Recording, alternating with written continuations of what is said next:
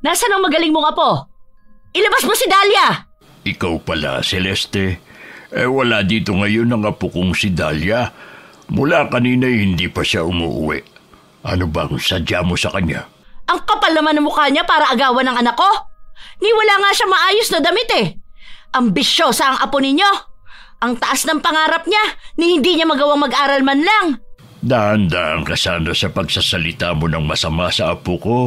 Mas higit ko siyang kilala kaysa sa'yo. Kung ano man ang ikinagagalit mo, pwede kang makipag-usap sa akin ng mahinahon. Mahinahon baka mo? Ha! Paano ko hihinahon kung inagawan ng anak ko ng apo mo? Ano ba ang ginawa niya para mapili siya nakakatawan sa barangay natin para sa gaganaping beauty contest sa buong lalawigan, ha? Yan ba ang kinagagalit mo, ha? Napakababaw naman pala para mag-eskandalo ka rito. Hindi ako nag-eskandalo. Gusto ko lang makausap ang apo mo. Ano pala ang tawag sa ginagawa mo ngayon? Mula pagdating, sumisigaw ka na. Nasaan ba kasi ang apo ninyo? Ang mabuti pa ilabas nyo na siya. Sinabi ko nang wala siya rito. Yang sinasabi mo, hindi ko alam yan. Malamang hindi rin alam ng apo ko.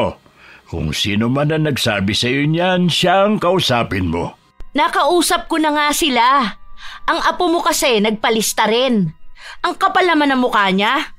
Anong akala niya? Beauty contest lang dito sa barangay natin ang sasalihan niya? Kulang pa nga kinikita niyong maglolo sa pang-araw-araw na gastusin. Sasali pa talaga yang si Dahlia? Para sabihin ko sa iyo, Mang Delfin, magastos ang sumali sa ganyang patimpalak. Kaya sabihin niyo sa apo ninyo, umatras na lang. Nasabi mo na ang mga gusto mong sabihin. Makakaalis ka na. Wala akong kaalam-alam ng mga oras na yun na sumugod pala sa amin si Ma'am Celeste. Nakarating na rin sa akin ang balitang ako nga ang napili para kumatawan sa barangay namin. Imbis matuwa, nakaramdam pa ako ng pangamba. Pagdating sa bahay, nakita ko na sinasalansan na ni Lolo Delfin ng mga panggatong.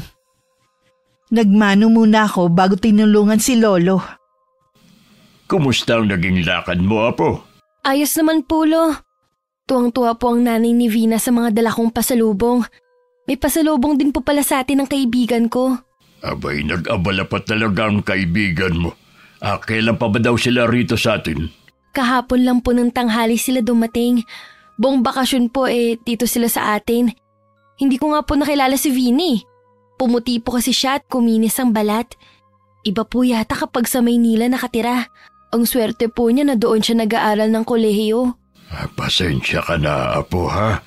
Kung hindi sana nasalanta ang pananim ng palay, sana may pera tayong pampaaral mo. Naiintindihan ko naman pong sitwasyon natin eh. Siguro po hindi talaga para sa akin ang pag-aaral.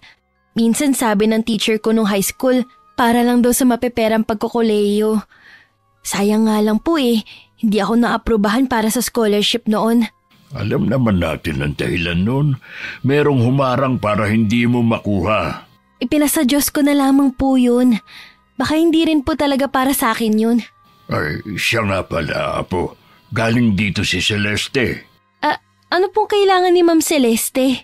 Nagagalit dahil inagawan mo daw ang anak niya.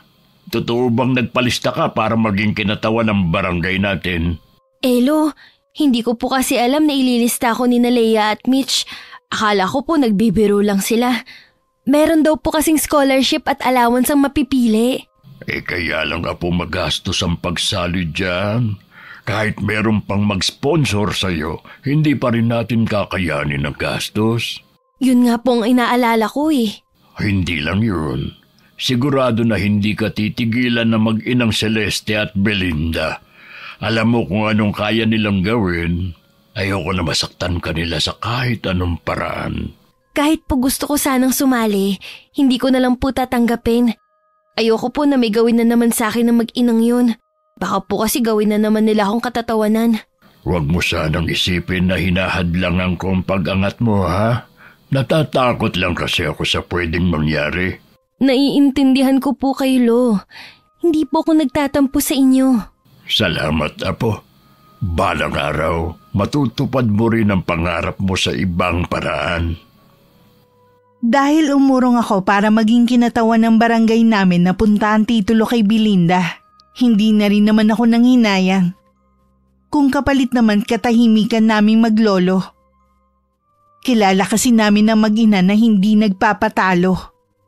At lahat ng gusto nakukuha nila. Kilala kasi ang pamilya ni Ma'am Celeste sa lugar namin.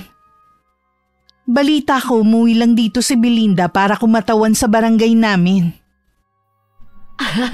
Ang ganda talaga ng anak ko. Sigurado na ang pagkakapanalo mo. Sa ganda at talino mong taglay, aba, siguradong ilalampaso mo ang mga kalaban mo. Mabuti na lang umurong si Dahlia. Bibigyan lang naman yan ng kahihiyan ng barangay natin. Ang lakas talaga ng loob ng babaeng yun. Yun lang naman ang meron siya. Lakas ng loob at kapal ng muka. Tsaka dapat, ang kakatawan kung hindi man nakatapos ng pag-aaral, yung nag-aaral dapat. 20 na siya, hindi pa rin nakakatungtong sa kolehiyo. Mabuti na lang naharang ko noon ang pagbibigay ng scholarship sa kanya. Mabuti na lang po pinsan niyo ang principal sa eskwelahan nila. Hindi ako papayag na makaalis siya sa kinalalagyan nila ngayon ng lolo niya, no? Bakit po gano'n na lang ang galit niyo kay Dahlia? Wala naman po siyang ginagawa sa inyo Naalala ko, mula pagkabata mainit na ang dugo niyo sa kanya. Matindi talaga ang galit ko sa babaeng yun. Lalo na sa nanay niya. Kung buhay pa ang nanay niya, pareho ko silang pahihirapan. Ano nga po ang ikinagagalit niyo sa kanila? Saka ko nasasabihin sa'yo. Sa ngayon, mag-focus ka muna sa kompetisyon na sasalihan mo. Kailangan umiwas ka muna sa matatamis at kanin para hindi madagdagan ang timbang mo. Dalasan mo rin ang pagkain ng mga prutas. Ay nako, ang tamad mo pa namang kumain nun. Gusto mo mga mani, dapat iwasan mo muna ang mga yon at baka magkatigyawat ka pa. At higit sa lahat, iwasan mo muna ang magpuyat. Bawal muna ang mga gimik-gimik. Ang dami namang bawal. Baka pati paghinga ipagbawal nyo na rin. Huwag kang ang OA, basta sumunod ka na lang sa akin. Para din naman sa iyo ang sinasabi ko. Isa pa pala, iwasan mo magsuplada sa mga kabarangay natin. Kailangan lagi mo silang binabati at nginingitian. Lahat ba sila ngingitian at babatiin ko? Oo, isa yun sa paraan para makuha mo ang suporta ng mga tao. Sabi nyo dati piliin ko lang kung sino ang pakikisamahan ko. Hindi dapat ako nakikisalamuha sa mga mahihirap. Hindi naman porke babatiin mo sila makikisama ka na. Ngayon lang naman habang hindi pa tapos ang kompetisyon. Sige na nga. Hindi ko alam na ang hirap din pala ng ipinapagawa nyo sa akin. Sana hindi na lang ako umuwi. Ngayon ka pa nagrereklamo. Hindi mo man lang pinahahalagahan ng ginagawa ko para ikaw ang tanghali nakakatawa ng barangay natin. Sorry na ma. Hindi naman sa nagrereklamo ako. Basta sumunod ka na lang sa lahat ng sasabihin ko kung ayaw mong maungusan ni Dahlia. Malayo na po yun mangyari. Milya-milya na ang layo ko sa kanya. Sa bagay nga, habang buhay na siyang mabubulok dito sa lugar natin. Kaya nga wag na po kayong mag-alala. Tsaka mahirap pa sila sa daga. Wala na silang magagawa para maiangat ang buhay nilang maglolo. Hindi naman lingid sa amin ni Lolo Delphine ang mga ginagawa ni Ma'am Celeste. Katulad na lang ng pagharang niya para mabigyan ako nun ng scholarship. Tuwing nakakasalubong ko siya nun, punong-puno ng galit ang tingin niya sa akin. Naging palaisipan sa akin ng bagay na yun. Maging ang pag-a-apply ko ng trabaho, lagi niyang hinaharang. Katulad na lang ngayon. 1 linggo pa lang ako sa pinapasukan ko nang matanggal ako. Bakit ang aga mo yatang umuwi ngayon na po? Wala na po kasi akong trabaho Ha? Bakit wala ka ng trabaho? Uy, 1 linggo ka pa lang naman sa pinapasukan mo pakipaliwanag mo nga kung ano nangyari. Nawalan po ako ng trabaho dahil kay Ma'am Celeste, Lolo. Na naman? Ano ba ang problema ng babaeng yun? Palagi ka na lang niyang pinatatanggal sa trabaho. Hindi ko alam kung bakit ganun na lang ang galit niya sa akin. Para bang ayaw niya ako umasenso sa buhay. Huwag ka nang malungkot na po. Nakakahanap ka rin ng bagong trabaho. Parang tinatabad na po tuloy akong maghanap. Mabuti pa pong tulungan ko na lang kayo sa bukid. Mahirap ang trabaho sa bukid, naranasan mo na yun dati. At saka maliit lang ang sahod. Buti sana kung sarili natin ang bukid na sinasaka natin. Kung sa ibang lugar na lang po kaya ako maghanap ng trabaho, baka hindi na po makaabot doon ang impluwensya ni Ma'am Celeste. Kung yan ang gusto mo, Apo, hindi na kita pipigilan pa. Alam ko naman na kahit na anong gawin mo, hahadlangan lang ni Celeste. Isa lang pong inaalala ko yung maiiwan kayong mag-isa dito. Huwag mo kong intindihin, malakas pa ako at kaya pa ang sarili. Ayoko na rin kasing nakikita kang nasasaktan. Baka kung ano na lang ang magawa ko. May awa ang Diyos, Lo. Makikita rin po niyang paghihirap natin at pagpupursige na lumaban ng patas. Ganyan nga, Apo. Lagi ka lang manalig at huwag mawawala ng pag-asa. Ito nga po pala. Binili ko ng ulam ang 1 linggo kong sweldo. Alam kong labis din naapektuhan si Lolo sa nangyayari sa akin. Kung pwede nga lang umalis na kami sa lugar na yun, matagal ko nang niyaya si Lolo. Pero wala naman kaming ibang pupuntahan. Pansamantala muna akong bumalik sa paglalako ng merienda sa lugar namin. Hindi ko inaasahan sa araw na yun na magkukrusan landas namin ni Ma'am Celeste. Sa tapat kasi ng barangay hall ako naglalako at galing siya sa loob nun. Bumalik ka na pala sa paglalako mo? Mas bagay naman sa'yo na maglako ng merienda sa ilalim ng mainit na araw. Nawalan po kasi ako ng trabaho kaya... Alam ko, yung pinasukan mong pabrika, kumari ko nagpapatakbo.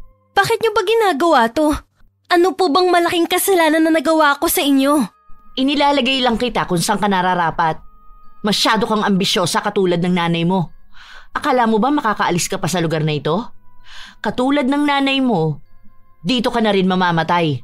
Huwag niyo naman pong idamay pa ang inay. Matagal na po siyang nananahimik. Wala kang karapatan na pagsabihan ako. Baka nakakalimutan mo kung sino ang kaharap mo. Pasensya na po. Ako na lang pong pagsalitaan niyo ng masasakit. Huwag niyo nang lapastanganin ang inay ko. Palaban ka na ha? Wala ka pang nararating sa buhay, akala mo kung sino ka na? Itong tandaan mo. Habang dito kayo nakatira ng lolo mo, wala kang mararating sa buhay. Hindi niyo po habang buhay na mahadlangan ng pag-angat ko. Hindi po natutulog ang Diyos. Nakikita niya mga ginagawa niyo sa akin. Nagawa mo pa talagang gamitin ang pangalan ng Diyos para magpaawa? Walang maaawa sa inyo rito ng lolo mo. Pasensya na po, kailangan ko na pong umalis. Huwag mo akong tatalikuran hanggat kinakausap pa kita.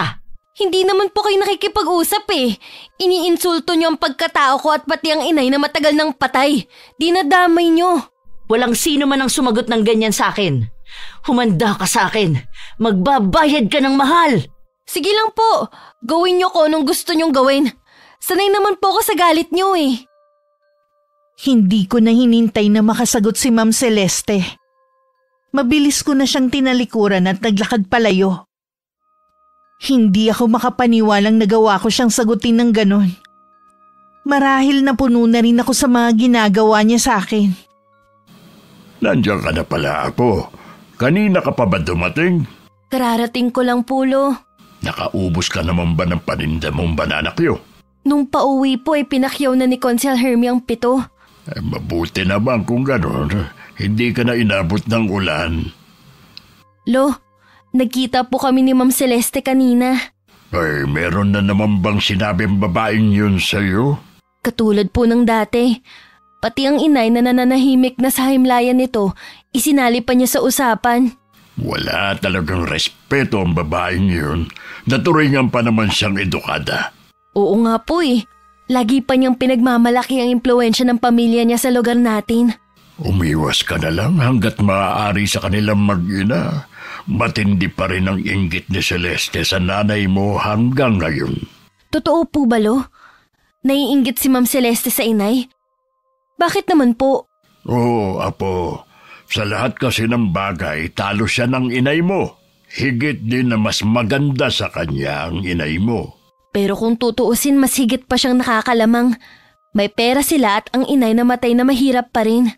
Hindi yun nakikita ni Celeste. Hanggang ngayon nabubuhay pa rin siya sa nakaraan. Nakikita niya siguro na mas higit kang maganda sa anak niya. Baka maging balakid ka rin. Malinaw na po sa akin ang lahat. Wala naman po akong balak na makipagkompetensya kay Belinda eh. Ang gusto ko lang po, makapagtapos ng pag-aaral para makaahon sa hirap. Ang kaso nga, hindi ganun ang tumatakbo sa isip nila.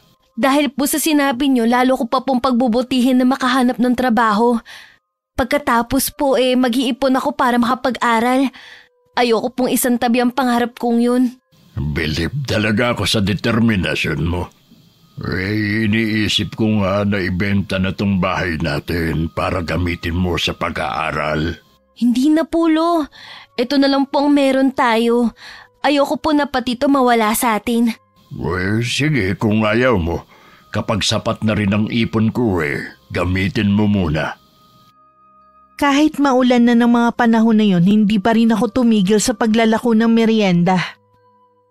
Humingi din ako ng tulong sa mga kakilala ko, na baka may alam silang trabaho na pwede kong pasukan.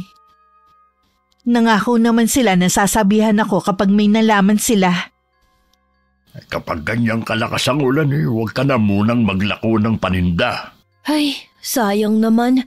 Meron pa naman pong nagpapagawa ng bahay. Lagi pong ubos ang paninda ko sa mga trabahador. Baka naman wala rin silang pasok. Paano sila makakapagtrabaho kung ganyang kalakas ang ulan? Sana naman po tumila na bukas. Sayang kasi ang kita ko Huwag kang mag-alala. Hindi naman habang buhay maulan. Naalala ko nga po pala, sa isang linggo ng contest sa sasalihan na Belinda. Nagsisisi ka ba, Apo? Kung pinilit mo ang pagsali mo, susuportahan pa rin naman kita. Mabuti na rin po na hindi ako sumali. Baka hindi rin po natin kayanin ang gastos Kahit naman hindi ka sumali sa kahit na anong beauty contest na yan, ikaw pa rin ang pinakamaganda para sa akin. Siyempre po, apo niyo ko Walang halong biro. Maganda ka, Apo. Nanamana mo sa iyong ina. Hindi pa ba sapat na mula elementarya ikaw lagi ang muse sa klase ninyo? Naniniwala naman po ako dahil lagi naman yung sinasabi ng mga teacher ko at mga kaklase. Sayang nga lang hindi na po ako nakapagpatuloy ng pag-aaral. Naniniwala ako na balang araw may pagpapatuloy mong pag-aaral mo. Magtiwala ka lang. Naku, lalo pang lumakas ang ulan. Isara mo na ang mga bintana. Maaga ka na rin magsaing, baka bigla kasing mawalan ng kuryente. Mahirap kumilos kapag madilim. Opo, Lo. Isasara ko lang lahat ng bintana at magluluto na ako ng hapunan natin. Pumasok na sa kwarto niya si Lolo habang ako naman tumuloy na rin sa may kusina. Isang lumang kahon ng sapatos ang kinuha ni Lolo Delfin sa lumang aparador. Sa loob ng kahon naroon ng ilang sulat na naninilaw sa kalumaan. Patawarin mo ako, Apo. Dapat noon ko pa ito ginawa, kaya lang natatakot ako. Sana'y hindi mo na nararanasan ang pangmamaliit ng ibang tao. Pangako, gagawin ko na ang tama. Hindi pa man ako nakakatapos magluto nang biglang nawalan ng ilaw. Mabuti na lang naihanda ko na ang gasera. Ang galing niyo naman, Lo. Nahulaan yung mawawalan ng kuryente ngayon. Para namang hindi ka pa sanay. Konting hangin at ulan, asahan mo nang pinapatay nila ang kuryente. Tapos ang taas pa nilang maningil ng kuryente. Mabuti na lang mabait ang mag-asawa na kinakabitan natin. Hindi tayo tinataasan. Sinabi mo pa. Sila lang ang pumayag na makikabit tayo. Kaya kapag meron tayong sobrang gulay lagi kong binibigyan. Makabawi man lang sa kabutihan nila. Sana po lahat na lang ng tao mababait. Kaya lang, imposible naman. Siya nga pala, Apo. Kapag gumanda na ang panahon bukas aalis muna ako. Saan naman po kayo pupunta, Lo? Pupuntahan ko lang ang dati kong kaibigan. Sino pong kaibigan, Lo? Hindi mo siya kilala pero umaasa ako na magkakaharap din kayo. Bakit niyo po siya pupuntahan? Dapat noon pa ako nakipagkita pero dahil sa maraming dahilan hindi natuloy. Hihingi ako sa kanya ng tulong. Alam ko na hindi niya ako tatanggihan. Hinihintay lang niya na magpakita ako sa kanya. Sasamahan ko na po kayo, Lo. Hindi na, Apo. Kaya ko pa naman magbiyahe. Kung hindi ka makakapaglako, dumito ka na lang sa bahay. Parang may kakaiba sa inyo ah. Patawarin mo ako, Apo, kung nahadlangan ko ang pangarap mo. Natatakot kasi ako na pati ikaw ay mawala sa akin. Sa pagkakataong ito, hindi na ako magiging makasarili. Kinakabahan naman ako sa inyo. Sino ba yung kaibigan na sinasabi nyo? Siya ang babago ng buhay mo, Apo. Paano naman po mangyayari yun? Saka ka na magtanong kapag nagkaharap na kayo. Sige na. Tapusin mo na ang pagkain mo. Maaga tayong magpapahinga ngayon. Nung mahiga na ako, hindi ako makatulog. Iniisip ko ang naging usapan namin ni Lolo Delphine. Parang umaayon rin naman ang panahon dahil tumila na ang ulan. Kinabukasan nga maganda na ang panahon. Maagang gumayak si Lolo at saka umalis. Alam niyo ba, Ma? Nakita ko ang lolo ni Dahlia na sakay ng tricycle palabas. Saan kaya ang punta nun? Inutusan lang kitang bumili ng pandesal eh.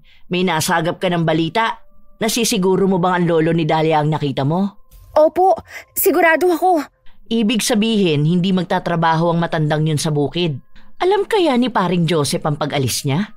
Huwag niyo pong sabihin na isusumbong niyo ang lolo ni Dahlia. Kawawa naman po kung pati siya mawawalan ng trabaho. Mabuti nga yun. Matagal na ako naiinis sa matandang yun. Saka matanda na rin naman siya para magtrabaho sa bukid. Dapat sa kanya nasa bahay na lang. Kawawa naman po si Mang Delphine sa gagawin niyo. Huwag ka maawa sa mga yon. Dapat magalit ka rin sa matandang yon, hindi lang kay Dahlia. Opo, Ma. Siya nga pala, hindi ka kakain ng kanin hanggang mamaya. Ma naman, kagabi pa ako hindi kumakain. Gutom na ako. Kaya nga kita pinabili ng pandesal para yan ang kainin mo. Alalahanin mo, sa 1 linggo na ang kompetisyon. Pagkatapos na ng laban mo, saka ka kumain ng marami. Kahit konti lang, Ma. Gusto ko lang masayaran ng kanin ng bibig ko. Konting tiis na lang, anak. Para din sa'yo to. Sige na nga po. Ganyan nga. Magbubunga din lahat ng sakripisyo natin. Mas lalo kang makikilala at dadami ang manliligaw mo. Kailangan makahanap ka ng mayamang mapapangasawa. Bakit pa po ako maghahanap ng mayamang lalaki? Marami naman po tayong pera. Ayaw mo nun? Lalo tayong yayaman kapag nagkataon. Kapag nasa pinakatuktok ka na, malabo ka nang maabot ni Dahlia. Bakit ba lagi niyo na lang binabanggit ang babaeng yun? Ma, mananatili na lang siyang tindera ng banana Q, turon at kung ano-anong merienda sa kalye. Kapag nanalo ka sa beauty contest na sasalihan mo, hindi ko na siya babanggitin kahit kailan. Dapat lang, no? Naririndi na ako sa pangalan ng babaeng yun Siya, mag-almusal ka na. Mamaya magpa-practice pa tayo ng tamang lakad. Ma, nasan nga pala yung mga kasambahay natin? Bakit ba mula kahapon hindi ko sila nakikita? Ha? Pinaalis ko na sila. Bakit naman? Hindi na kasi ako kontento sa trabaho nila Kaya hayun, pinauwi ko na sa mga probinsya nila. May kapalit na po ba sila?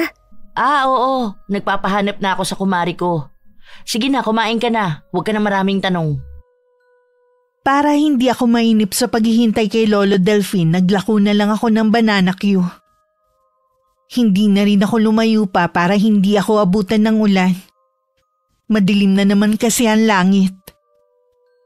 Pagdating sa bahay, naabutan ko na si Lolo. Lolo, nandito na kayo. Kanina pa po ba kayo dito? Oo, Apo. Nakapagluto na nga ako para pagdating mo makapagpahinga ka na. Kamusta po ang pagkikita niyo ng kaibigan niyo? Ayos naman. Pupunta siya rito isang araw. May kailangan lang siyang tapusing trabaho. Excited na po akong makilala ang kaibigan niyo. Lalaki ba siya o babae? Lalaki, Apo, at kilala siya ng nanay mo. Talaga po? Sa tagal po ng panahon ngayon niyo lang siya nabanggit. Patawarin mo sana ako, Apo, sa bagay na yan. Kapag dumating si Ronnie, tsaka mo maiintindihan ang lahat. Ronnie po pala ang pangalan niya. Siya nga po pala, Lo. Kanina nakasalubong ko si Mang Joseph habang pauwi ako dito. Pumunta daw po kayo sa bahay niya pag uwi niyo. Ay, parang alam ko na ang dahilan. Baka po nagalit dahil hindi kayo pumunta sa bukid ngayon. At saka maniningil na rin siguro sa balanse ko sa kanya. Isa pa nga po yan sa inaalala ko eh. Hindi na po tayo mawalan-walan ng utang. Makakaraos din tayo, huwag kang mag-alala. Kung pupunta po kayo sasamahan ko na kayo. Huwag na, Apo. Dito ka na lang. Sandali lang naman ako eh. Ayusin mo na lang ang mga dala ko. Pinabibigayan sa'yo ni Ronnie. Sige po, Lo. Aayusin ko lang po tong mga dala nyo. Napakarami naman po nito. Buti na bitbit nyo. Wala akong kamalay-malay ng mga sandaling yun na malapit na magbago ang kapalaran ko. Si Lolo Delphine pagkatapos makipag-usap kay Mang Joseph ay malungkot na naglakad pa uwi. Mang Delphine, galing ba kayo kay Joseph? Oh, bakit para kayong nalugi sa itsura nyo? Siguro naman ay magiging masaya ka na. Tinanggal na ako sa trabaho ko. Bakit naman ho ako ang sinisisi ninyo? Anong malay ko kung natanggal kayo? Huwag ka na magmangang pa. Ngayon nakuha mo na lahat ng gusto mo. Tigilan mo na kami ng apo ko. Feeling nyo mga importante kayong tao para pag-aksayahan ko ng oras? Yun na nga ang pinagtataka ko sa iyo eh. Naglalaan ka ng panahon para siraan kami. Sino ba kami? Maliban na lang kung hanggang ngayon ay may inggit pa rin sa puso mo at ipinasa mo yun sa apo ko. Inggit? Naririnig niyo ba ang sinasabi ninyo? Pobre lang kayo para kainggitan ko. Sa'yo pala nagmana ang pagiging ambisyosa ng apo mo eh. Nag-iilusyon kayo na naiinggit ako sa inyo. Kung gano'n naman pala, tigilan mo na kami ni Dahlia. Kayo ang tumigil sa mga walang kwentang sinasabi ninyo. Oras na hindi ka tumigil, hindi mo magugustuhan ang gagawin ko. Aba! Pinagbabantaan niyo pa ako ngayon, ha? Nakakalimutan niyo na ho ba kung sino ako sa lugar natin? Kilala kita, pero ako, hindi mo lubusang kilala. Ewan ko sa inyo, Mang Delphine. Nawawala na yata kayo sa sarili ninyong katinuan. Makauwi na nga. Sinira niyo lang ang araw ko. Nalungkot naman ako sa nalaman ko kay Lolo. Kung kailan naman wala pa akong permanenteng trabaho tsaka pa siya natanggal sa trabaho. Ang nakakainis pa, may kinalaman na naman si Ma'am Celeste. Huwag na po kayong manghinayang. Baka po inadya na rin para makapagpahinga na rin po kayo. Sa edad niyo po kasing yan, hindi na po kayo dapat nagtatrabaho sa bukid. Manghihina rin kasi ako kapag walang ginagawa. Malawang naman po tong likod bahay natin eh. Diyan na lang po kayong magtanim. Ay, sana naman tigilan na tayo na mag-inang yun. Wala naman pong dahilan para guluhin pa nila tayo. Huwag niyo na ring intindihin ang mga gastusin dito sa bahay. Ako na pong bahala sa lahat. May konting ipon pa naman po ko dyan eh. Mababawasan na naman ang ipon mo nang dahil sa akin. Ganun po talaga. Kaya nga po nag-iipon para sa mga ganitong sitwasyon. Konting tiis na lang, Apo. Hindi mo na mararanasan ng ganitong hirap. Nahihiwagaan na talaga ako sa inyo, Lo, tuwing nagsasalita kayo ng ganyan. Mahiwaga naman talaga ang buhay ng tao. Tandaan mo, Apo, bilog ang mundo. Hindi sa lahat ng oras ikaw ang nasa ilalim. Kung sino mapagmataas darating ang panahon, ibababa siya ng Panginoon. Kaya hanggat maaari, lagi ka sanang maging mapagkumbaba. Oo naman po, Lo. Lagi ko naman pong isinasa isip ang mga pangaral nyo. Mabuti naman. Yan lang naman kasi ang maipamamana ko sa iyo kapag nawala na ako sa mundong ito. Huwag niyo po munang banggitin ang tungkol sa pag-alis niyo sa mundong to. Dapat lang na maging handa ka na ngayon pa lang. Alam mong doon na rin ako papunta. Alam ko naman po yun pero wala naman po kayong iniindang sakit. Kaya ibig pong sabihin nun matagal pa yun. Maabutan niyo pang pagkakaroon ko ng sariling pamilya at mga apo sa akin. Ang layo na agad ng narating ng pag-uusap natin. Kayo po kasi Pero dalangin ko na sana abutan ko nga ang mga apo ko sa iyo.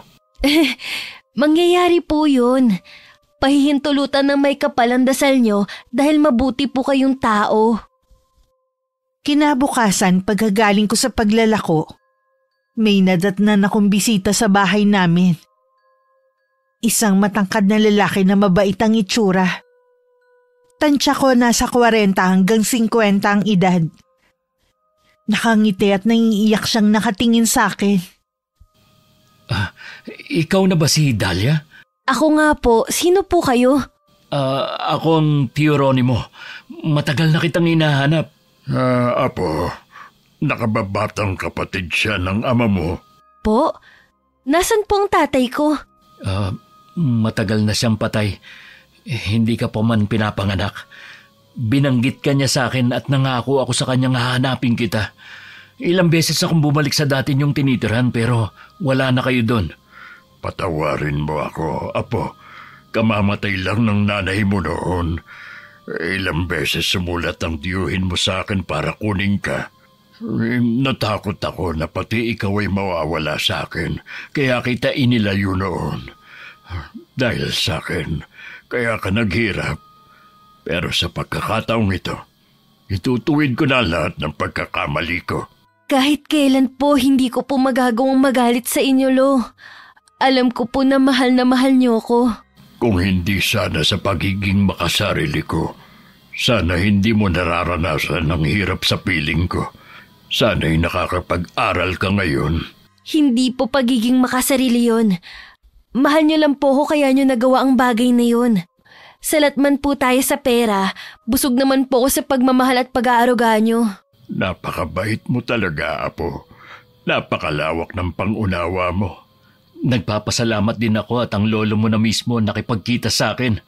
Ay, iiwan ko na muna kayong magtiyo para makapag-usap kayo ng sarilinan. Maraming salamat sa inyo, Mang Delphine. Tio Ronnie, totoo po ba talaga na kapatid kayo ng tatay ko? Alam niyo kasi, buong buhay ko po wala akong kilala na kamag-anak maliban kay lolo. Tiyuhin mo nga ako. Maraming kwento ang lolo mo tungkol sa'yo. Nung malaman ko ang mga pinagdaanan mo, gusto kong magalit sa kanya. Pero naisip ko, sino ba ako para magalit? Ginawa niya lang naman yun dahil sa pagmamahal sa'yo. Sinabi ng lolo mo na gusto mo mag-aral pero kapos kayo sa pera. Ganun na nga po. Yun lang po kasi ang naiisip kong paraan para maiahon ko sa hirap ang lolo ko. Huwag kang mag-alala. Makakapag-aral ka na. Hindi mo na rin mararanasan ang hirap ng buhay. Isasama na kita sa pag-alis ko rito. Sasama po ko sa inyo kung kasama ang lolo ko. Nag-usap na kami ng lolo mo tungkol sa bagay na yan. Ikaw lang ang gusto niyang sumama sa akin. Ayaw niyang iwan ang lugar na ito. Pasensya na po pero hindi ako sasama sa inyo. Akala ko ba gusto mong mag-aral? Opo, pero mas matimbang pa rin sa akin ang kagustuhan kong makasama ang lolo ko. Naiintindihan naman kita. Pero di bale, kahit saan mo pa gustong tumira, mag-aaralin kita. Salamat po, Tio Ronnie. Tatanawin ko po tong malaking utang na loob ko sa inyo. Hindi na kailangan, Dahlia. May iniwan na pera sa iyo ang tatay mo. Sapat yon para guminhawa ang buhay mo at ng lolo mo. Ano nga ba ang gusto mong kuning kurso sa pasukan? Pangarap ko po na maging flight attendant balang araw. Gusto ko po kasing malibot ang mundo eh. Bagay nga sa'yo maging flight attendant. Maganda at matangkad ka. Sa pasukan, pwede ka na mag-enroll. Salamat po, Tio Ronnie. Sa wakas po matutupad na rin ang pangarap ko dahil sa inyo. Hindi ko alam na sa sandaling panahon lang magbabago ang takbo ng buhay ko. Sa kabila na nangako si Tio Ronnie na ibibigay ang magandang buhay sa akin. Mas pinili ko pa rin na mamuhay ng simple kasama si Lolo. Salamat, Apo, at ako pa rin ang pinili mo. Kaya lang ayaw mo bang maranasan ang buhay sa Maynila? Gusto ko po kung doon ako titira kasama ko po kayo. Kaso ayaw niyo pong iwan ng lugar na to eh. Matanda na kasi ako, Apo. Hindi ko na kayang tumira doon. Mas gusto ko dito dahil sariwa ang hangin at tahimik. Sabi po pala ni Tio Ronnie, ipapagawa niya po tong bahay natin. Hindi na po natin magiging problema na matangayan ng bubong kapag may malakas na bagyo. Siya ang bahala kung ipapaayos niya ang bahay na ito. Pagdating naman ng araw sa'yo naman ito mapupunta. Gusto ko lang po na maging komportable kayo. Yung bang magdamag tayong hindi natutulog dahil sa takot na matangay ng hangin ng buong bahay? At saka hindi na po tayo makikikabit ng kuryente. Basta'y pinauubaya ko na sa iyo lahat. Siya nga pala, Nabanggit mo na susunduin ka dito ng tiyuhin mo bukas. Opo, Lo. Gusto daw niya akong bilhan ng mga gamit. Sumama na po kayo. Hindi na. Gusto kong bigyan kayo ng panahon na magkasama ng tiyuhin mo. Alam ko, sabik din siya makasama ka. Sige po, bibilhan ko na lang po kayo ng pasalubong. Oo nga pala. Ngayon ang kompetisyon na sasalihan ni Belinda. Sana'y manalo siya. Isang karangalan din yun sa barangay natin. Oo nga po eh. Balita ko din po malaki din ang premyo. Maganda at matalino naman si Belinda pero hindi niya mapantayan ang angking ganda mo. Yun ang hindi matanggap ng mama niya. Nasa isip niya siguro yun nung araw na magkakompetensya pa sila ng nanay mo. Ayaw niyang mangyari sa anak niya na maungusan mo. Kahit kailan po, hindi pumasok sa isip ko na makipagkompetensya sa kapwa ko. Tsaka marami na siyang napatunayan kumpara sa akin na mag-uumpisa pa lang. Alam kong magtatagumpay ka dahil mabuti ang puso mo. May pagkakataon din po na nagagalit ako at nakakapag-isip ng masama sa kapwa. Ayoko pong baguhin ako ng pera. Magdasal ka, Apo. Hingin mo sa kanya na huwag hayaan na manaig ang galit dyan sa puso mo. Alam ko nagagalit ka pa rin sa ginawa ng mag-inang yun sa'yo. Naniniwala pa rin ako na mas mangingibabaw sa iyong pagiging mabuting tao. Opo, Lo. Mabuti pa po planuhin na natin kung kailan natin ipapaayos tong bahay. Sigurado po na magtatanong bukas si Tio Ronnie. Sana habang hindi pa gaanong maulan maumpisaan na. Habang masaya kami nagpaplano ni Lolo Delfin, bigo namang umuwi ang mag-ina sa kanilang bahay. Walang tigil sa pag-iyak si Belinda dahil sa sama ng loob. Ni hindi man lang kasi siya nakapasok sa top 5. Wala man lang special award na natanggap. Tumigil ka na nga sa pag-iyak mo. Kanina ka pa eh. Para kang baka na walang tigil sa pag-atungal. Intindihin niyo naman po ko. Hindi biro yung pinagdaanan ko.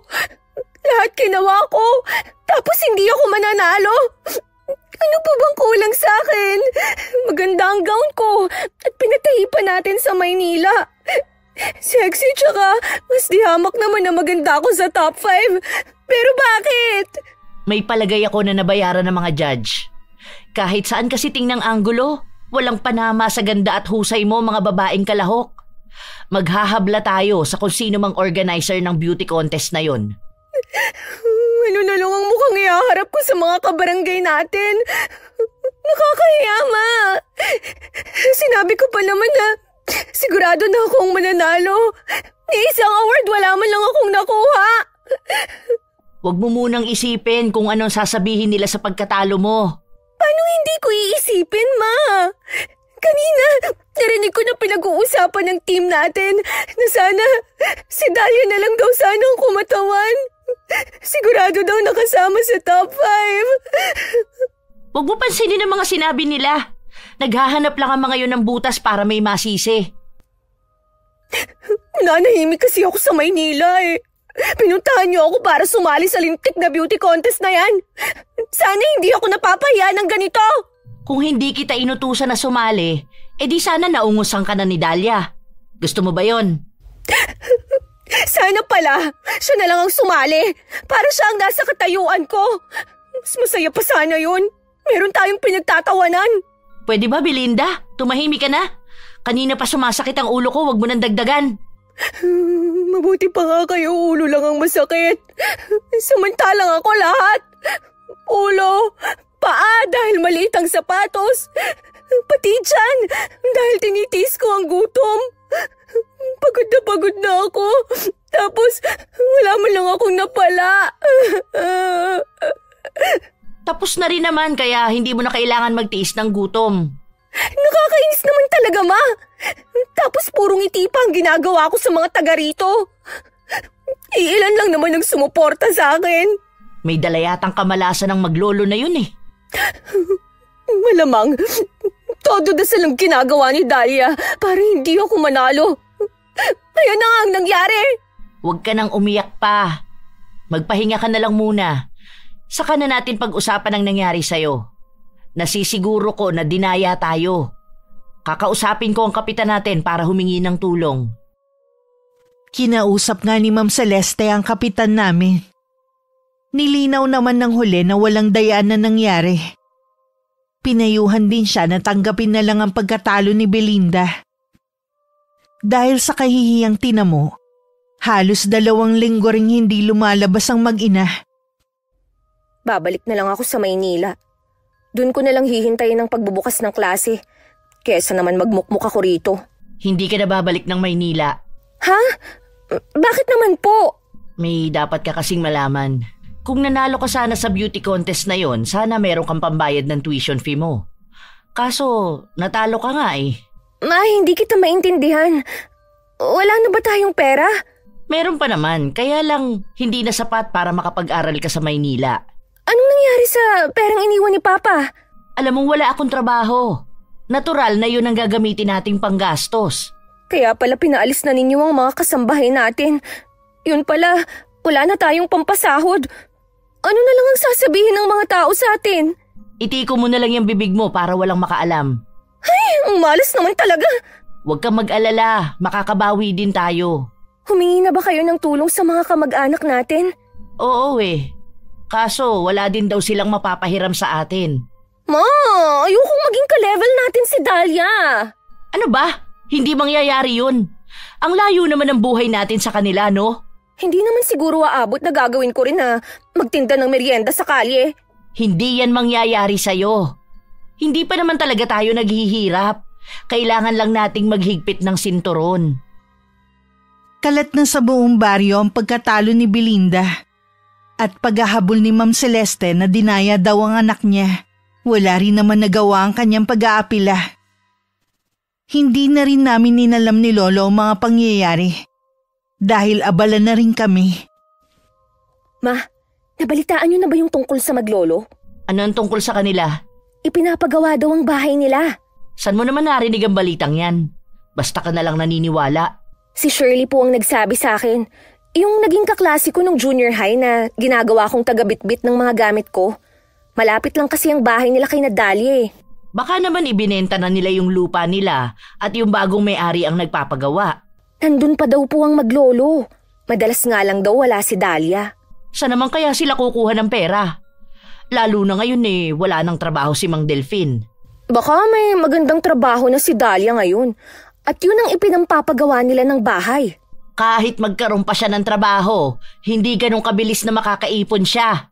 Hindi kaya may ginagawang iligal ang maglolo na yon? Baka nga ma. Naku, mahirap magkaroon ng ganyang kabarangay. Kailangan maipaalam agad natin to kay Kapitan. Ako nang bahala. Sa sobrang desperado, lahat gagawin nilang maglolo. Akala nila sa paggawa nila ng masama, aangat na ang pamumuhay nila? Pwes, ngayon pa lang puputulin ko na ang mga pangarap nila. Nagulat pa kami nang biglang dumating si Kapitan at nagusisa kay Lolo.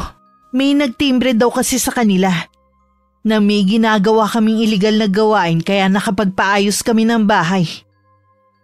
Gusto lang daw ng kapitan namin na pangalagaan ng mga taga ron. Mabuti na lang maayos naman na sagot ni Lolo ang mga tanong nito. Paano nila tayo napag-isipan ng masama? Dahil lang nakapagpagawa tayo ng bahay may illegal na tayong ginagawa. Hayaan mo na, Apo. Ginagawa lang naman ni Kapitan ang kanyang trabaho. Kung wala namang nag-report sa kanya, hindi siya pupunta rito. Sino kayang nag-report sa kanila? Huwag na nating isipin pa kung sino siya. Wala tayong ginagawang masama, malinis ang konsensya natin. Yun ang mahalaga. Tama po kayo. Hindi ko lang maiwasan na magalit. Ay maiba nga pala ako. Kumusta ang pag-enroll mo kanina? Ayos naman po. Nag-exam po ako kanina. Tingin ko naman po pasado ako. Sa 1 linggo po lalabas ang resulta. Akala ko dahil 2 taon akong nabakante, nakalimutan ko na ang mga inaral ko noon. Likas sa iyo ang pagiging matalino kaya hindi mo basta-basta makakalimutan ang mga inaral mo. Excited na ako, Lo. Gusto nga ni Tio Ronnie na sa Maynila ako mamili ng gamit para makapamasyal na rin. Kitang-kita nga sa aura mo ngayon kung gaano ka kasaya. Kahit naman po siguro sino magiging masaya sa biglang pagbabago ng buhay. Basta wag mo lang kakalimutang magpasalamat sa may kapal. Siya pa rin ang may kagustuhan na mabago ang buhay mo. Opo, Lo. Hindi ko po nakakalimutan. Nagpapasalamat din ako dahil ilang araw na lang matatapos na ang bahay natin. Hindi na po tayo kakabahan kapag merong bagyo. Tapos na ang bahay namin at meron ng mga gamit sa loob. Kasalukuyan ako noon nasa Maynila. At si Lolo Delfin lang ang naiwan sa bahay nang dumating si Ma'am Celeste. Anong ginagawa mo rito, Celeste? Totoo pala ang kumakalat na chismis na nagpagawa kayo ng bahay. Hindi yun chismis kundi totoo. Nakikita ko nga. Si Dahlia nga pala. Lumuwas ng Maynila at may binibiling gamit. Os talaga? Sa Maynila pa talaga niya naisipan na bumili, ha? Kung pumarito ka para lang insultuhin ang apo ko, pakiusap lang umalis ka na. Porke nakapagpagawa ka na ng bahay, akala mo kung sino ka nang umasta. Wala namang mali sa sinabi ko. Ayaw namin ang gulo ng apo ko. Kaya pakiusap lang, tigilan mo na kami. Wala naman akong ginagawa Gusto ko lang naman makipag-usap. Alam ko naman na naiintriga ka dahil sa nabalita mo tungkol sa pagbabago ng buhay namin. Wala naman sigurong masama, lalo na't iisang barangay lang tayo. Maliban na lang siguro kung meron kayong tinatago ng apo mo. Ano naman ang itatago namin? Siguro ikaw ang nagsumbong kay Kapitan kaya bigla siyang napasugod dito. Ano kung ako nga? Anong gagawin mo, ha? Wala akong gagawin dahil hindi ako katulad mo na lahat ng kasamaan naiisip gawin sa kapwa. Huwag kang magmalinis, Mang Delfin. Lalabas din ang baho ninyong maglolo. Nasisiguro ko na kung saan nyo lang kinuha ang perang pinampagawa nyo dito sa bahay. Aalamin ko ang lahat. Malaya kang gawin ng gusto mo. Basta huwag ka lang dadayo dito sa amin para manggulo. Bago umalis, iginala muna ni Ma'am Celeste ang paningin sa kabuuan ng bahay namin. Kitang-kita sa mga mata niyang matinding inggit. Ma, bakit hindi maipintay ang mukha niyo? Nanggaling ako kina Mang Delfin. Totoo nga ang balita. Sabi ko na sa inyo Hindi lang basta bahay ang ipinagawa nila. Napakagandang bahay at kumpleto sa gamit. Ha? Talaga? Oo, nakita mismo ng mga mata ko. Sayang, hindi ko nakita. Saan kaya sila kumuha ng pampagawa? Nandun na rin lang kayo, hindi nyo pa tinanong? Sa tingin mo kaya basta na lang aamin si Mang Delfin? Kulang na nga lang ipagtabuyan ako. Kung may pera silang pampagawa ng bahay, ibig sabihin nun, makakapag-aral na si Dahlia? Oo nga no, kaya siguro nasa Maynila ngayon si Dahlia. Sabi ng lolo niya para mamili daw ng gamit. Tapos ngayon na meron na silang pera, edi magpapaganda na si Dahlia. Ano nang gagawin natin, Ma? Baka maungusan na niya ako. Huwag ka nga magsalita ng ganyan. Malaki pa rin ang lamang mo sa babaeng yon. Tandaan mo, wala pa siya sa kalingkingan mo. Ma, hindi ako papayag na mahigitan ako ng babaeng yon. Gumawa ka ng paraan. Heto na nga, nag-iisip na nga ako ng paraan. Wala kaming kamalay-malay ni Lolo Delfin na lihim kaming minamatyagan ni Ma'am Celeste. Pero habang hindi pa ako nakakapasok sa university, inimbita muna kami ni Tio Ronnie sa kanila.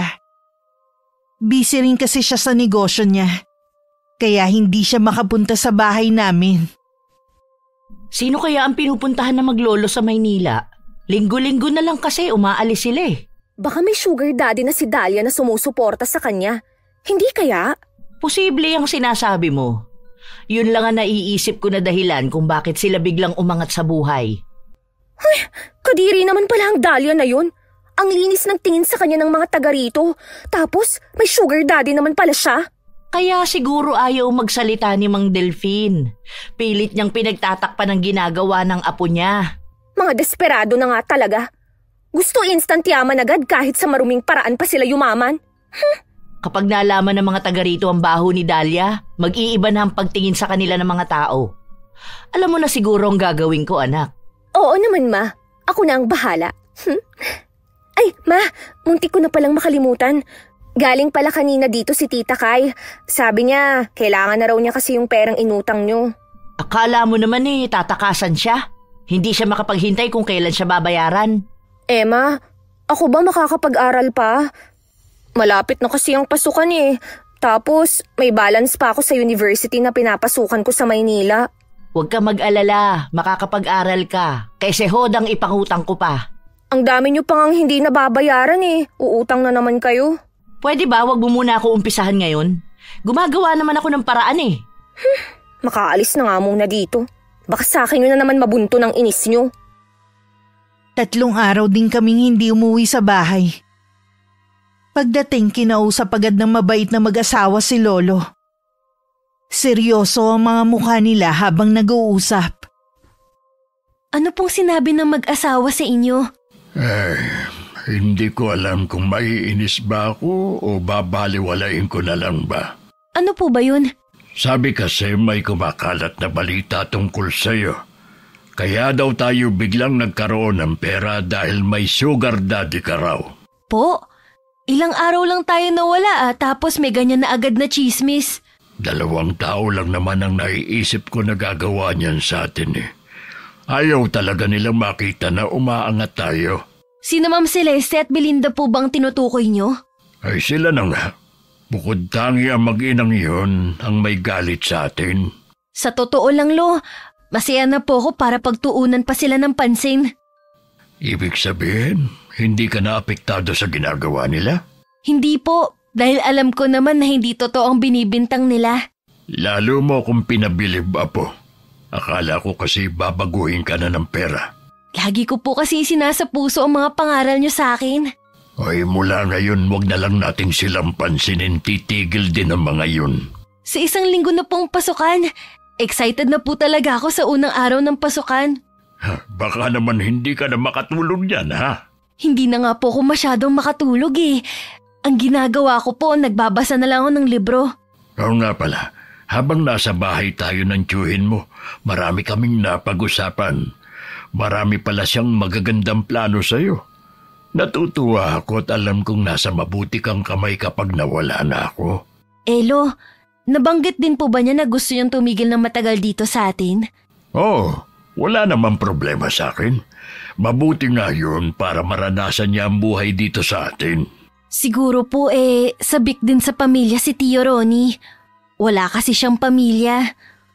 Buong buhay niya umiikot lang sa trabaho at negosyo niya at sa paghahanap sa akin. Ngayong nagkita na kayo, may pamilya na siyang matatawag. Oo nga po. Paano, Lo? Aayusin ko lang po muna yung mga inuwi natin. Ay, sige lang Apo.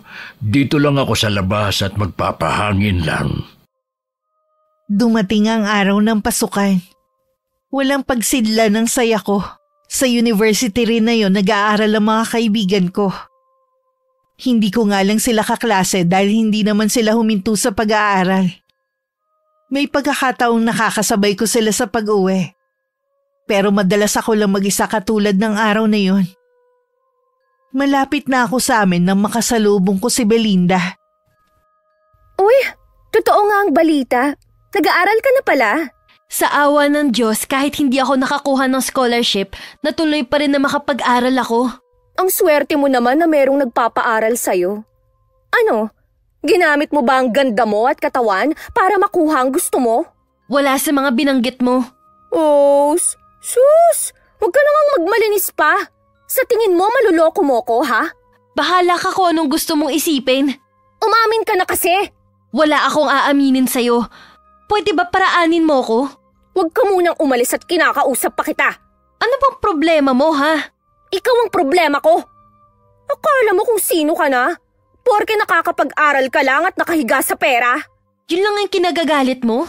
Kayo tong laging inaalam ang buhay naming maglolo eh. Ba't hindi niyo na lang kami hayaan na mamuhay ng tahimik? Hahayaan lang namin kayo habang kami miserable ang buhay? Hindi ko na problema yun. Kayo tong punong-puno ng inggit sa katawan. Karma na siguro sa inyo kung ano yung pinagdadaanan nyo.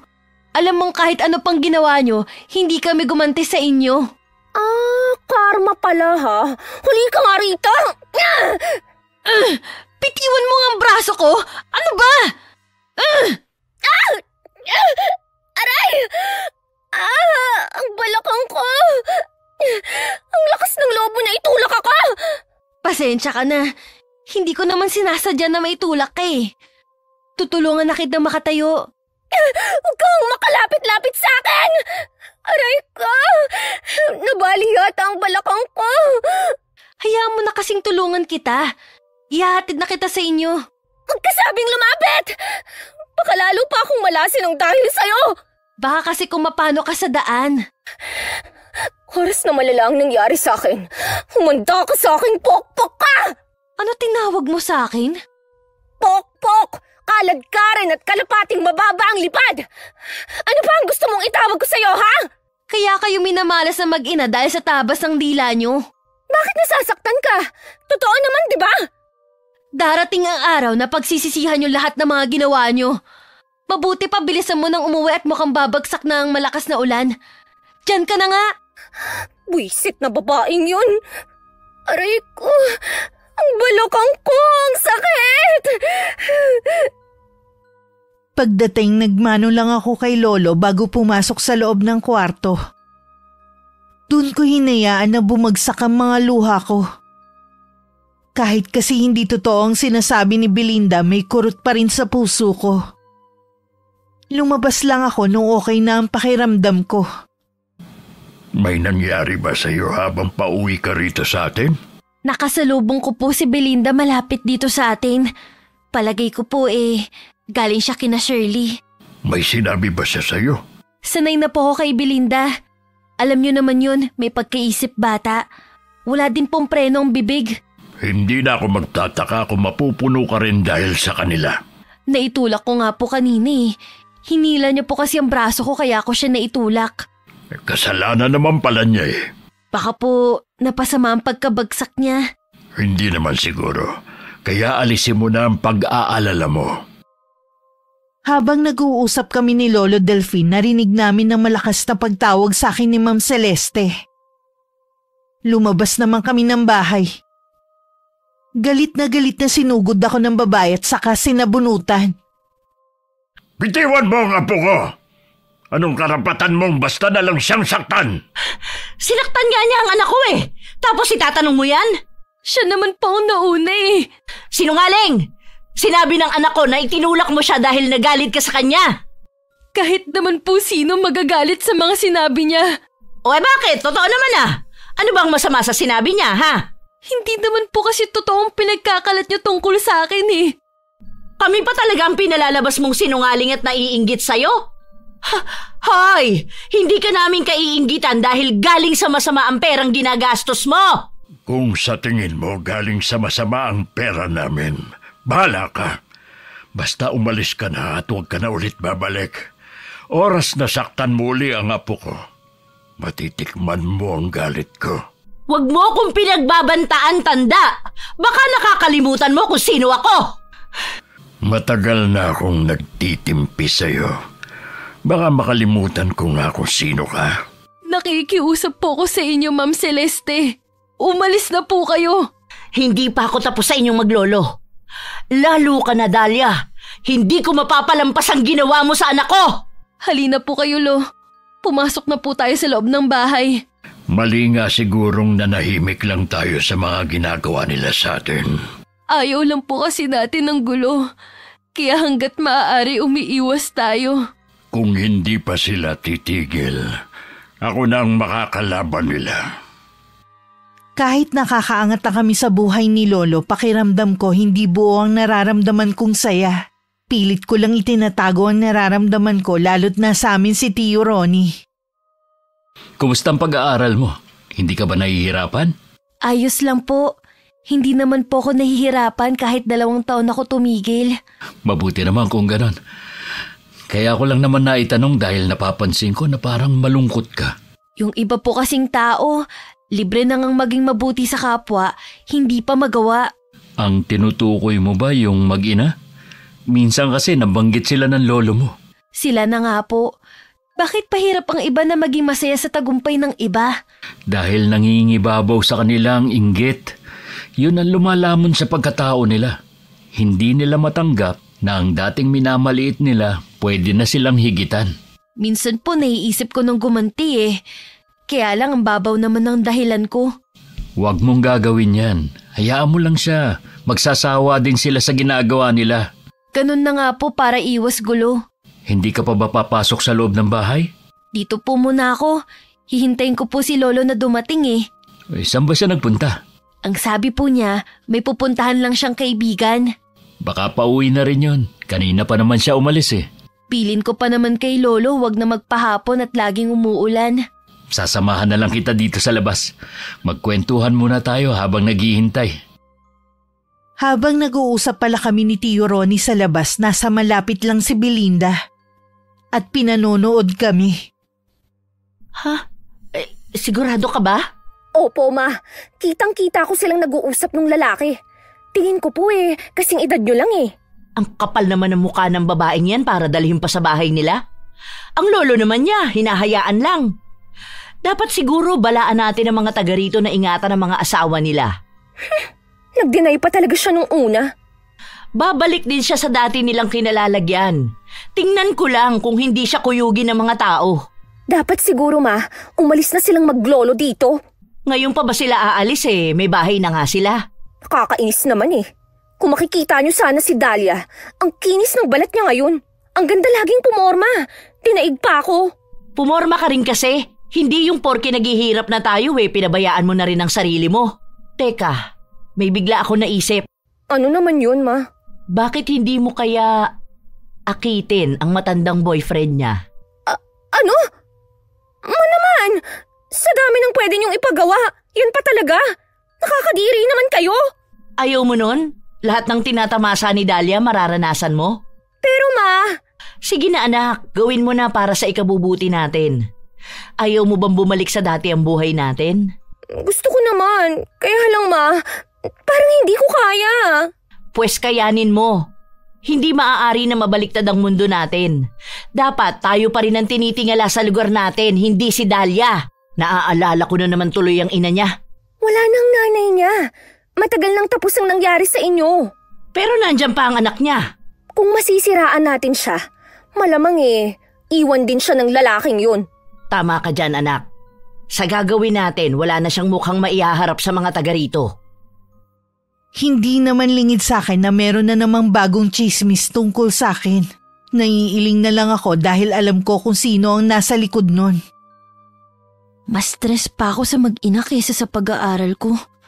Ano kayang gagawin ko para tigilan na nila ako? Kasalukuyan akong pauwi nang humarang sa daraanan ko si Aling Fe at dalawa niyang kasama. Nasa mukha ko lang kilala. Bagamat kinakabahan, hindi ko inaasahan ang susunod nilang gagawin sa akin. Nagising na lang ako na nasa ospital na ako. Kumusta ka na, Apo? Lolo, nasan sila? Sasaktan nila ako. Itago mo ako. Huwag kang matakot. Hindi ka na nila masasaktan pa. Nasa kulungan na sila. Hindi naman totoong binibintang nila sa akin Hindi ko inagawang asawa ni Aling Fe. Huwag ka nang matakot. Hindi na ako papayag na masaktan ka pa ng kung sino. Yung kasing sipe, ang bilis maniwala sa chismis. Ano bang kasalanan ko? Bakit nila to ginagawa sa akin? Wala kang kasalanan, Apo. Wala kang ginagawang masama sa kanila. Parang ayaw nila akong maging masaya. Puro hirap na naranasan ko mula pagkabata Simple lang naman ang pangarap ko. Bakit nila pilit hinahadlangan? Sa mga taong puno ng inggit, hindi nila kailangan ng dahilan para sirain ng isang tao. Lumayo na tayo, baka patayin na nila ako sa susunod. Huwag kang matakot. Nandito lang ako sa tabi mo. Poprotektahan kita hanggat kaya ko. Sigurado ka ba, Lo? Hindi ba sila nagtatago lang sa tabi at haharangin ako? Matulog ka muna. Babantayan ka ni Lolo hanggang sa pagtulog mo. Huwag po kayong aalis, Lolo, ha? Oo, Apo. Pangako, pagising mo, nandito pa rin ako. Marahil epekto pa rin ng gamot. Nakatulog muli ako habang mahigpit na hawak ang kamay ni Lolo. Pumasok naman si Tio Ronnie. Sobrang takot ng apo ko na para bang nababaliw na siya. Matinding trauma po ang inabot niya. Natural lang ang reaksyon niya. Kailangan mabigyan ng katarungan na nangyari sa apo ko. Nakakulong na po ang 3 babaeng nambugbog kay Dahlia. Nagmamakaawa nga po sa akin eh. Hindi daw nila sinasadya. Hindi ko po hahayaan na palampasin na lang ang ginawa nila. Hindi lang silang dapat pagbayarin. Kung ang tinutukoy niyo po ang mag-ina, mahirap po silang ipakulong dahil wala naman po tayong ebidensya. Alam naman natin na sila ang punot dulo ng lahat. Makailang ulit ko na silang binalaan noon, pero hindi pa rin sila nakinig. Sadya po yatang sagad hanggang buto ang sama ng mag-inang yon. Bantayan mo muna si Dahlia. May kailangan lang akong gawin. Huwag mo siyang iiwang mag-isa. Ano po ang gagawin niyo? Panahon na para maningil. Hindi ko na palalampasin ang nangyari sa apo ko. Ano po ang binabalak niyo? Huwag mo nang itanong. Mabuti nang wala kang alam. Teka lang po. Ano kaya ang gagawin niya? Sana gumaling na agad ang pamangkin ko. Samantala ng mga oras na yon, hindi naman mapakali ang mag-ina. Baka sa kanila ang takot. Ano na kaya ang balita kay Dahlia? Sabi kasi ni Shirley, hindi pa daw nagkakamalay mula kahapon. Malay mo naman nagising na siya ngayon. Alam nga naman na habang buhay na lang siyang matulog. Grabe naman kasi ang pambubugbog na ginawa ni Aling Fe. Kulang na lang patayin niya yung tao. Kilala mo naman kung gaano kaselosa ang babaeng yun. Kahit yata posting nilagyan ng palda pagseselosan niya. Paano kung mamatay si Dahlia? Para nabugbog lang mamamatay na. Tingin ko po sumobra na po tayo. Itong itanim mo sa isip mo ha. Wala tayong kasalanan sa nangyari sa kanya. Oo ma, kaya lang simula nung mangyari yun sa kanya, hindi na mawala-wala ang kilabot ko. Ewan ko ba ma, ang hirap ipaliwanag Imahinasyon mo lang yan. Ngayong nasa ospital si Dahlia, pagkakataon mo na to para agawin sa kanya ang boyfriend niya. Malabo po yun ma. Sabi kasi ni Shirley nasa ospital din daw. Sayang naman. Hanggang dun pala magkasama sila. Naisip ko na dalawin si Dahlia sa ospital. Magagawa mo ba yun? Oo naman. Dadalaw lang Kung ipagtabuyan ako, edi aalis. Dumalaw nga nung araw na yun si Belinda. Pero sa labas pa lang ng silid, hinarang na siya ng tiyuhin ko. Anong kailangan mo? Ha? Dadalawin ko lang si Dahlia. Kaibigan ka ba niya? Anong pangalan mo? Ako si Belinda. Ang ibig kong sabihin ay... Kilala kita. Ikaw at ang nanay mong naninira sa pamangkin ko.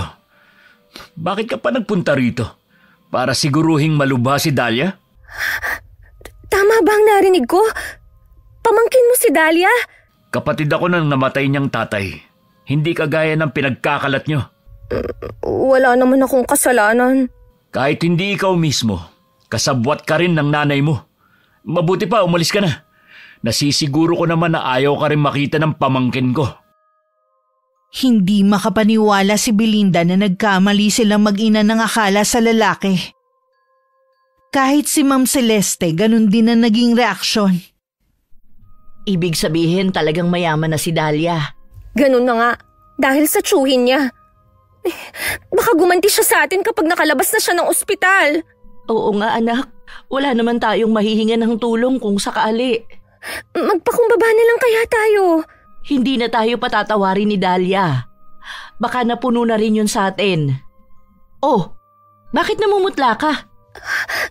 Bigla po akong nahilo. Parang umuugong din po ang tenga ko. Ma! Ang sakit! Parang may gustong lumabas sa tenga ko! Ha? Sobra bang sakit? Dadali na kita sa ospital. Halika na. Bago pa madala ni Ma'am Celeste ang anak sa ospital, napatili na rin siya nang makita ang paglabas ng mga bubuyog sa tenga ng anak. Napaatras siya dahil sa takot. Ilang sandali pa bumagsak na lang sa sahig ang anak. Belinda! Anak, gumising ka! Tulong! Tulungan niyo kami, mga kapitbahay! Naisugod naman sa ospital si Belinda. Pero kalaunan nalagutan din ng hininga. Si Ma'am Celeste naman dinapuan din ng malubhang sakit sa balat. Kusang naaagnas ang laman niya at may kumakain na uod sa mga sariwang sugat. Dahil sa kawalan ng pag-asa, hinayaan na lang niyang unti-unti siyang kainin ng buhay. Handa na po akong sumunod sa anak kong si Belinda bago ko lisanin ang mundong ito. Nais kong ihingi ng tawad ang mga kasalanan ko.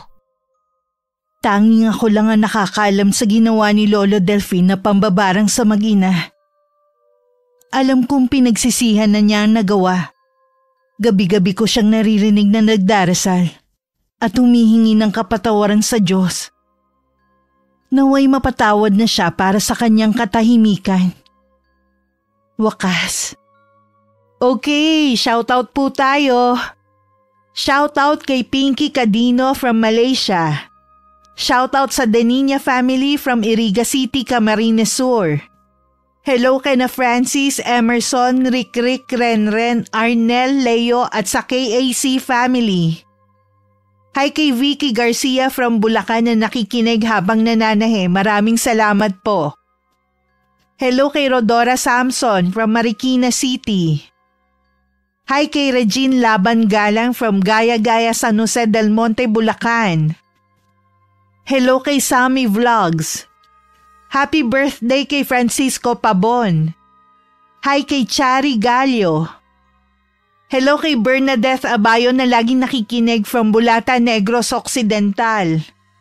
Shout out sa Tumaliwan family and Arcos family from Tuguegarao City, Cagayan. Hello kay Ricky Bernardas. Shout out sa mga mananahin ng Ate Clothing na sina Grace, Ate Veron, Ruth, Jonas, Adrian, Gerald, Kuya Mar, Miko at Janet. Hello po at salamat sa pakikinig. Hello sa mga anak ni Normie Manuel na sina Mary Angela Manuel at Mary Stacy Manuel. Hello kay Rosmel Ausa from Rowena Ausa. Hi kay Daddy Renz na laging nakikinig sa office. Ingat daw lagi at mahal na mahal ka ng Barakiel family. Hello kay na Edwin, Kyle at Kylie mula kay Aiko Villesa na nasa Bahrain. Hi kay May Pinyon from Nagoya, Japan and Caloocan City. Hello kay Juna May Barbarose from Lang, North Cotabato. Hello kay Hasmin Castillo from Malaysia. Hello kay na Colleen, Summer at Jack Lord Mangkao from North Cotabato. Shoutout sa Viohan family. Hi kay Early Galvez at kay Elizabeth Dungka. Hello kay Genevieve Kadapan from Laguna. Shoutout sa Perez family. Hello kay Joel Mongomon from Pangasinan at sa Padilla family. Hi kay Rita Flores from Batangas. Hello kay Maria Rosalie Galindez at happy birthday kay Troy Galindez. Hello kay Arian from mainland China. Hello kay Dennis Pabadora and sa Pabadora family. Hi kay Jay Landagan from Davao City. Hi kay Megan Kanya from Sahod Ulan, Tansa, Cavite. Hello kay Virgie Latore. Shout out sa Silva family and the La Cruz family from Cabatuan, Isabela. Welcome kay Hani Austria na bagong subscriber from Japan. Hello kay Rochelle from Iloilo. Shout out sa Magante family from Maragondon, Cavite. Hello kay Trina Dakanay at sa pinsan mong si Eva Dakanay na taga Benguet. Hi kay Rebecca Katipay from Malaybalay, Bukidnon. Hi kay Jenny Binuya from Nagano, Japan. Hi kay Lynn Hasegawa from Ibaraki, Japan. Shout out sa Enaria family. Hi kay Mary Andahay. Hi kay Erlinda Manalo from Pinamalayan, Oriental, Mindoro. Shout out sa Deloro family, Gonzaga family at kay Beth Royo na laging nakikinig. Maraming salamat po. Hi kay Henmer Garcia from Angeles, Pampanga. Hi kay Nanet Carson from Cabuyao, Laguna. Hello kay Riel May Gibaga from Quezon, Bukidnon. And shoutout kina Regine at Rems Turing, Mr. and Mrs. Marites and Dodds Naol, Mr. and Mrs. Adrian and Michelle Patadillo, Mr. and Mrs. Joy Tigbao and Bench Chan, at kay Mr. and Mrs. Boling Plata and Joseph Pleños from Davao City. Maraming salamat po sa pagsuporta nyo at pakikinig. Hanggang sa susunod, ingat, God bless. Nasaan ang magaling mong apo? Ilabas mo si Dahlia!